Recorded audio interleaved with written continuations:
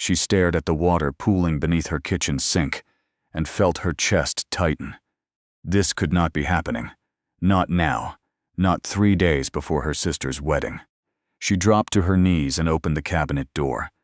Water dripped steadily onto old towels she had shoved underneath. She had no idea how to fix this. And she had no one to call. Her mind raced through a mental list of people. Friends were busy. Her father lived 2 states away. Then she remembered him, her neighbor.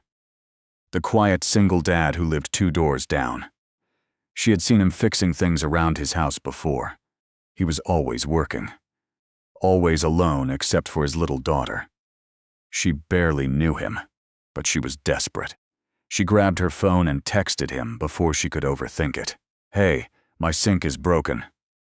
Can you help?" He showed up 20 minutes later. She opened the door and her breath caught for just a second. She had seen him from a distance before, but up close he looked different. Tired, worn down by life. He had a toolbox in one hand and a quiet expression on his face. "Thanks for coming," she said quickly. He just nodded. "It's in the kitchen." He followed her inside without saying much. His eyes scanned the space like he was assessing everything. She felt strangely nervous having him in her apartment. It was small and cluttered and nothing like she wanted it to be. He knelt down in front of the sink and opened the cabinet. Water dripped onto his hand. He didn't flinch. "How long has it been leaking?" he asked. "Maybe 2 days," she admitted. He pulled out a wrench from his toolbox. "You should have called someone sooner." There was no judgment in his voice, just facts. She stood there watching him work. His hands moved carefully, methodically, like he had done this 100 times before. She tried to think of something to say. Something normal. But her mind kept circling back to the wedding, to her sister, to her ex, to the humiliation of showing up alone again. Her family would look at her with pity. They would whisper. They would ask questions she did not want to answer. She needed someone, anyone. And he was right here. She bit her lip. "So," she started. He did not look up. "I have kind of a weird question." He paused for half a second, then kept working. "Okay." Her heart pounded in her chest. "My sister is getting married this weekend." He tightened something under the sink, "and my ex-fiancée is going to be there." That got his attention. He glanced at her briefly, then went back to the pipe. "With his new girlfriend," she added, silence. She could feel her face getting hot. "And my whole family has been feeling sorry for me for months and I just..."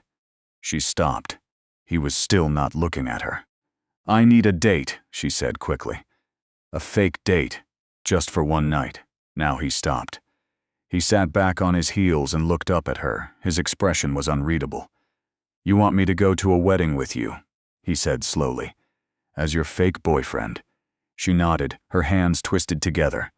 "I know it sounds insane," she said, "but I will pay you. Like I am paying you for this." His jaw tightened. "I do not think that is a good idea." Her stomach dropped. "Please," she said. "I would not ask if I was not desperate." He stood up and wiped his hands on his jeans. "I have a daughter," he said quietly. "I do not mix work with personal stuff." "This is not personal," she argued. "It is just pretending." He shook his head. "It is always personal." She felt her throat tighten. "I will give you double what I am paying for the sink." He looked at her for a long moment. There was something in his eyes. Something sad. "No," he said firmly. The word hit her like a wall. He turned back to the sink. "I will finish this, and then I will go." She stood there frozen. She had embarrassed herself. She had asked a stranger to be her fake boyfriend, and he had said no. Of course he had said no. She barely knew him. He barely knew her. She wrapped her arms around herself. "Okay," she whispered. He did not say anything else. He just kept working in silence. The only sound was metal against metal, and the quiet drip of water finally stopping. She wanted to disappear.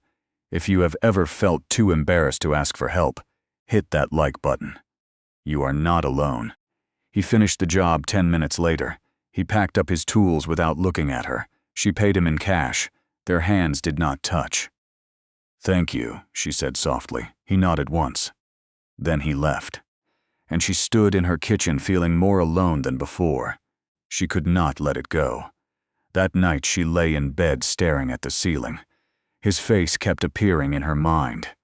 The way he had looked at her when he said no, like he understood something she had not said out loud. She grabbed her phone and started typing a text, then deleted it. Typed again. Deleted again. This was pathetic. He had made himself clear. But the wedding was in 3 days. Her mother had already called twice, asking if she was bringing someone. Her sister kept sending her worried messages. And her ex had posted a photo with his girlfriend yesterday. They looked happy, so painfully happy. She threw off her blanket and got up. Before she could stop herself, she was walking down the hallway. Out her door. Down 2 apartments. She stood in front of his door and knocked. It took a moment, then the door opened. He stood there in a t-shirt and sweatpants. He looked surprised to see her. "Hi," she said quickly. "I know you said no, but can I just explain?" He sighed and glanced behind him. "My daughter is asleep," he said quietly. "This is not a good time." 5 minutes, she pleaded. "That is all I need." He hesitated, then stepped outside and closed the door softly behind him. They stood in the hallway under the dim fluorescent light. "Talk," he said. She took a breath. "His name was Andrew," she started. "We were together for 4 years, engaged for 1. He crossed his arms, but he was listening. "He left me 6 months before the wedding," she continued. "Said he was not ready. Said he needed space." Her voice cracked slightly. 2 months later, he was with someone else. Someone younger. Someone who apparently did not make him feel trapped. He did not interrupt. "My family watched the whole thing fall apart," she said. "They saw me cancel the venue, return the dress. They saw me completely break down." She looked down at her hands. "And now every time I see them, they look at me like I am fragile.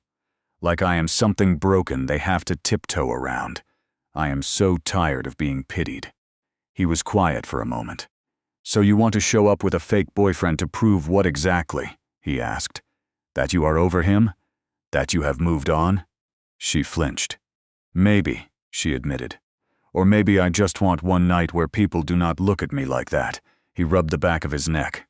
"I get it," he said. "I do, but I cannot help you." "Why not?" she asked. Her voice was sharper than she intended. "It is one night, a few hours. You do not even have to talk much. Just stand next to me and smile." He shook his head. "I have a daughter to think about," he said firmly. "She does not need to see her dad pretending to be someone's boyfriend. She would not have to know," she argued. "Kids always know," he said. There was something heavy in his voice. Something that told her he was speaking from experience. "She has been through enough," he continued. "Her mom left 2 years ago. Just walked out and never came back." Her chest tightened. "I did not know," she whispered. "Why would you?" he said. "We are just neighbors." The words stung even though they were true. "I do not do complicated," he said. "I do not do fake. I keep my life simple for her sake. This," he gestured between them, "is not simple." She felt tears prick her eyes, but she refused to let them fall. "Okay," she said quietly. "I am sorry I bothered you." He looked at her for a long moment. She thought maybe he would say something else. But he did not. He just opened his door and stepped back inside. And she stood alone in the hallway, feeling foolish. She walked back to her apartment, closed the door, and finally let herself cry. Drop a comment if you have ever had to face your ex at a family event. We want to hear your story. The next 2 days dragged by. She avoided her windows so she would not accidentally see him. She ignored her mother's calls. She bought a new dress for the wedding. A dress that made her look confident, even though she felt hollow. She would go alone. She would survive it. She always did. But it did not stop her from wishing things were different. Friday afternoon, his daughter came home from school upset. She dropped her backpack by the door and climbed onto the couch next to him. "Daddy," she said quietly. He looked down at her small face. "What is wrong, sweetheart?" "Jenny at school said her mom and dad are going to a wedding tomorrow." His chest tightened, and she gets to stay with her grandma and eat ice cream for dinner. She curled up against his side. "I wish we could go to weddings." He smoothed her hair. "Maybe someday we will. Why do not we ever go anywhere fun?" she asked. The question hit him harder than it should have. "We have fun," he said. "We go to the park. We watch movies." She was quiet for a moment. Jenny said weddings are where people dance and eat cake and wear fancy clothes. That sounds nice. He did not know what to say. Then she tilted her head up at him. "Daddy, who was that lady who came over the other night?" His stomach dropped. "What lady?" "The one from down the hall," she said.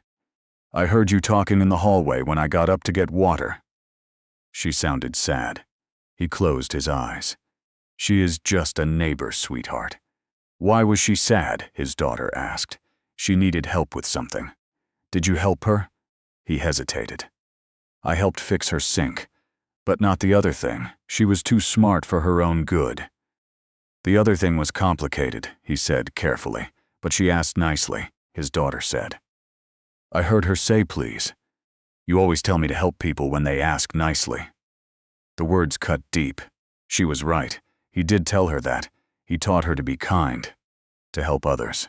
But when it came to himself, he always found excuses. "Sometimes grown-up help is different," he said weakly. She looked at him with those big eyes. "She sounded really sad, Daddy." Before he could respond, there was a knock at the door. A frantic knock. He got up and opened it. She stood there breathless. Her face was pale and her hands were shaking. "I am so sorry to bother you," she said quickly. "But I need help. There was an accident down the street. A car hit a kid on his bike, and I called 911, but I do not know first aid and—" She stopped when she saw his daughter behind him. "Stay here," he told his daughter firmly. "Lock the door.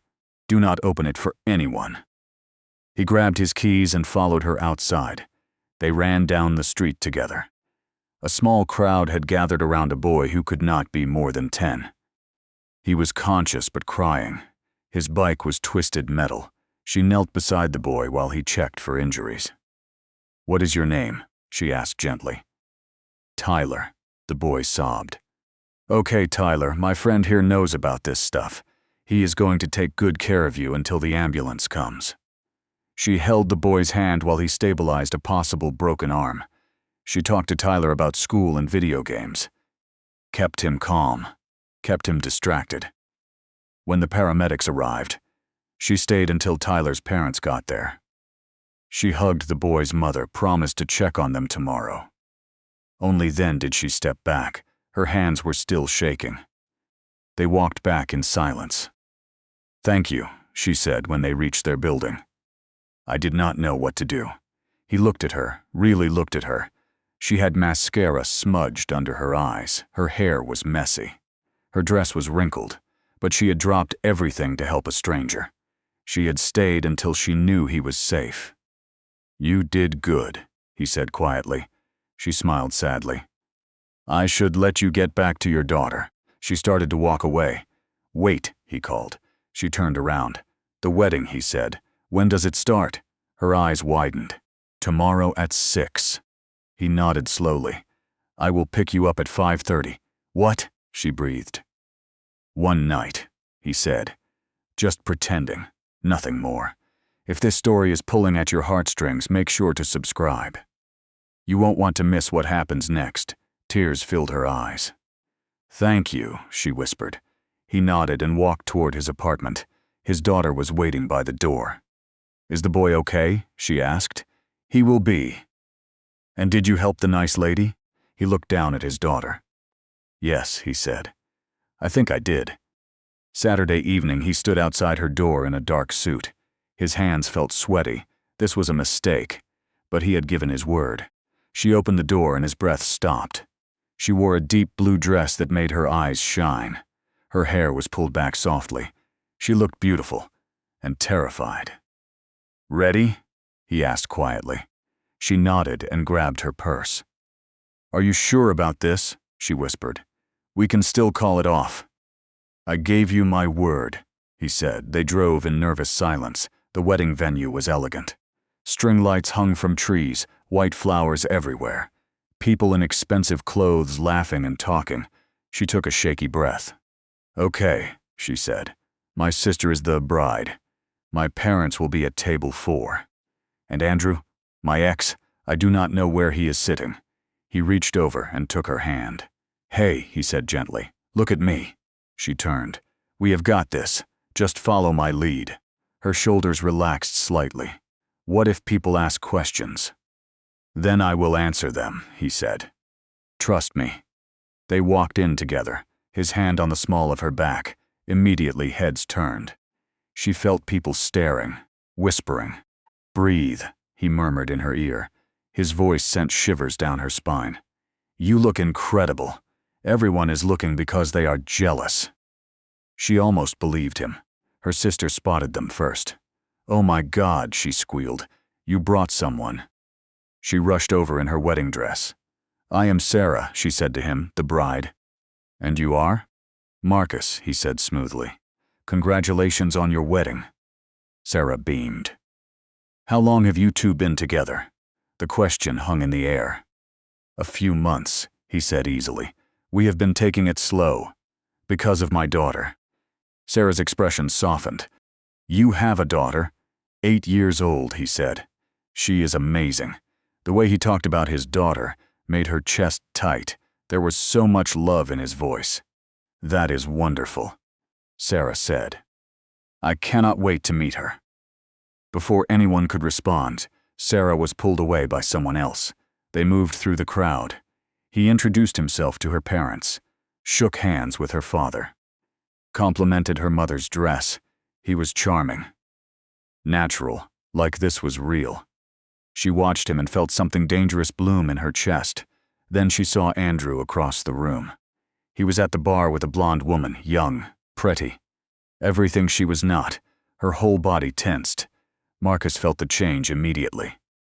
"Where?" he asked quietly. She nodded toward the bar. Andrew was already looking their way. His eyes narrowed when he saw them together. "He is coming over," she whispered. "Good," Marcus said. "Let him." Andrew approached with his girlfriend trailing behind. "Well, well," Andrew said. "Look who decided to show up and with a date." His tone was mocking. "Andrew," she said stiffly. "This is Marcus." Marcus stepped slightly forward, not aggressive, but protective. "Nice to meet you," he said coolly. Andrew looked him up and down. "So how long has this been going on?" he asked. "Since before or after you got dumped." The words were like a slap. She felt her face burn. But before she could respond, Marcus spoke. "I think you mean since before or after she dodged a bullet," he said calmly. "Because from where I am standing, she definitely upgraded." Andrew's face darkened. "Excuse me? Any man who would let her go is either blind or stupid," Marcus continued. "Probably both." The blonde woman tugged on Andrew's arm. "Baby, let us go get drinks," she said nervously. Andrew stared at Marcus for another moment, then walked away without another word. She stood there stunned. "Did you just defend you?" Marcus said. "Yeah, I did." He looked down at her.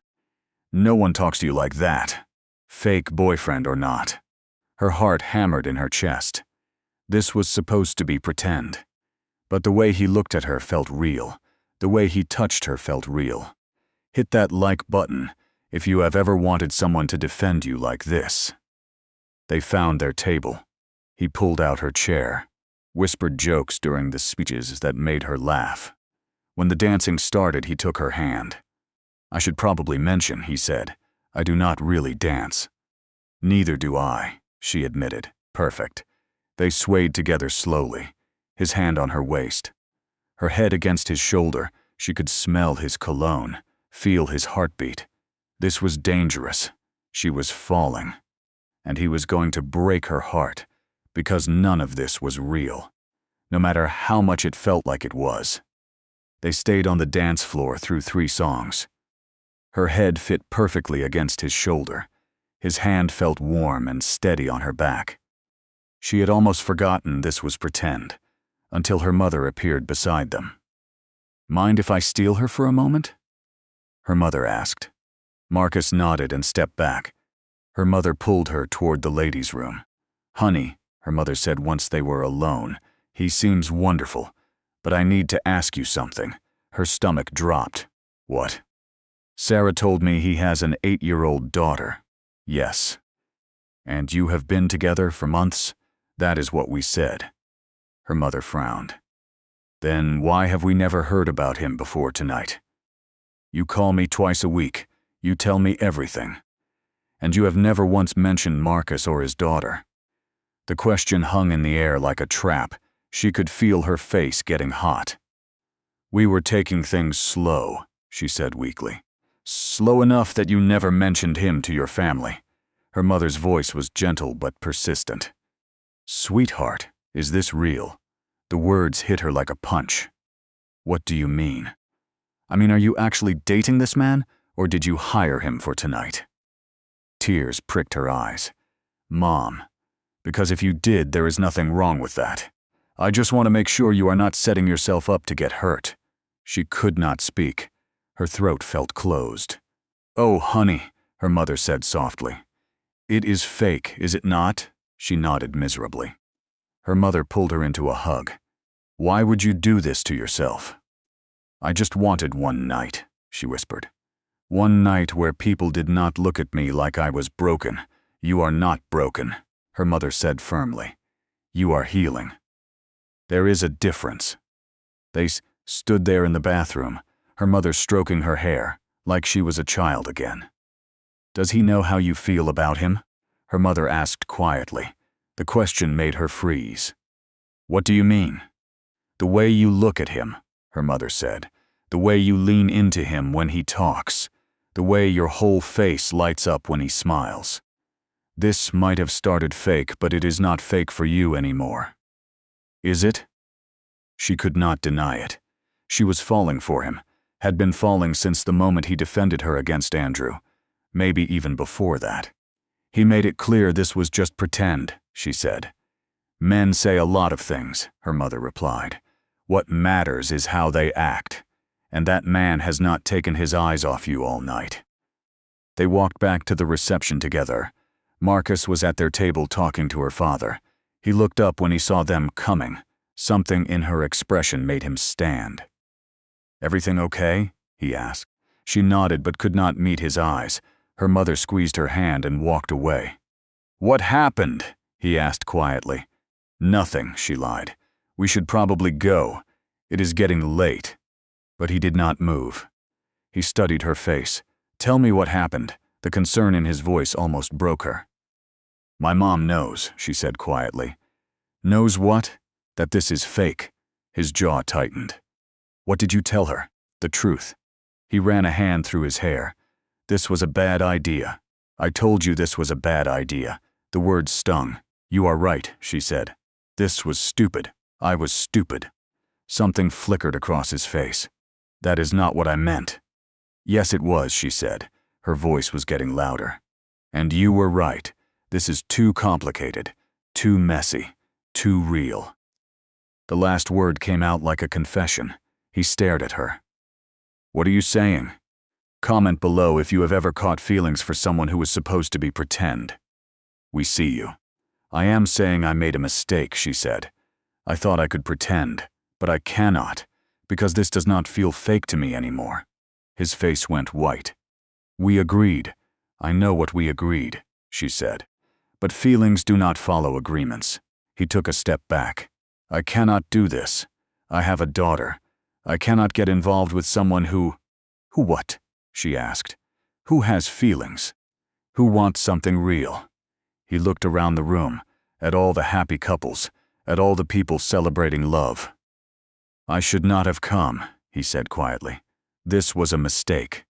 Without another word, he walked toward the exit. She stood there frozen, watching him leave, watching her heart break all over again. She drove home alone. Her dress felt heavy. Her face ached from holding back tears. He had left her standing there, just walked away, like she meant nothing. Like the whole night meant nothing. She spent Sunday in bed, ignored her phone, ignored her sister calling to thank her for coming, ignored her mother checking on her. She just wanted to disappear. Meanwhile, Marcus sat in his apartment, staring at the wall. His daughter was at her friend's house for a sleepover. The silence felt suffocating. He kept replaying her words. This does not feel fake to me anymore. The way she had looked at him. Like he was breaking her heart. Like he mattered. Monday morning, his daughter came home full of stories. We watched 3 movies and ate popcorn for breakfast, she said excitedly. And Madison's mom let us paint our nails. She showed him her bright pink fingernails. That sounds fun, he said. But his voice was flat. She tilted her head and studied his face. Daddy, are you sad? He forced a smile. No, sweetheart. Just tired. She climbed onto his lap. Is it because of the nice lady? His chest tightened. What nice lady? The one from the hall, she said. You went somewhere fancy with her. I saw your suit in the laundry. He had forgotten how observant she was. We went to a wedding, he said carefully. Did you dance? She asked. The memory hit him like a wave. Her head on his shoulder, her hand in his, the way she had felt in his arms. A little. That sounds romantic, his daughter said. Like in the movies. He looked down at her. Where did you learn about romance? She giggled. Madison's mom watches princess movies with us, and the princesses always dance with the princes. And then they fall in love. His throat felt tight. Real life is more complicated than movies. Why? She asked. Because grown-ups are scared. The words came out before he could stop them. Scared of what? He looked at his daughter, this sweet, brave girl who had been through so much, who still believed in happy endings. Scared of getting hurt, he said honestly. Scared of caring about someone and having them leave. She was quiet for a moment. Like Mommy left. The question broke his heart. Yeah, he whispered. Like Mommy. She hugged him tight. But Daddy, she said against his chest. What if they do not leave? What if they stay? The simple question shattered something inside him. What if she stayed? What if this was real? What if he stopped running long enough to find out? I think, his daughter said carefully, you should go talk to the nice lady. Tell her you are sorry for being scared. He stared at his daughter. When had she become so wise? You think so? Yes, she said firmly. And maybe bring her flowers. Madison's mom loves flowers. That afternoon he found himself standing outside her door. No flowers. Just his heart in his throat. He knocked. She opened the door and froze. Her eyes were red. Her hair was messy. She looked like she had been crying. What are you doing here? She asked quietly. I came to apologize, he said, and to tell you the truth. She did not invite him in, just stood there waiting. The truth is I was terrified, he said. Saturday night felt too real. You felt too real, and I have spent 2 years building walls to protect my daughter, to protect myself. Her expression softened slightly. But those walls kept me from seeing what was right in front of me, he continued. Someone kind. Someone who helps injured kids. Someone who makes my daughter ask why I look sad. Tears filled her eyes. Marcus. I do not want to pretend anymore, he said. I want to try something real, if you will let me. She stepped back and opened the door wider. Come in, she whispered. He walked inside. This time it felt different, like coming home. My daughter thinks I should bring you flowers, he said. She laughed through her tears. I like your daughter. She likes you too. They stood there looking at each other. If this story gave you hope that real love exists, smash that subscribe button. Because it does. So what happens now? She asked. Now we stop pretending, he said, and start over. For real this time. She smiled. I would like that. He reached for her hand. This time there was nothing fake about it. Nothing pretend, just two people choosing to be brave, choosing each other.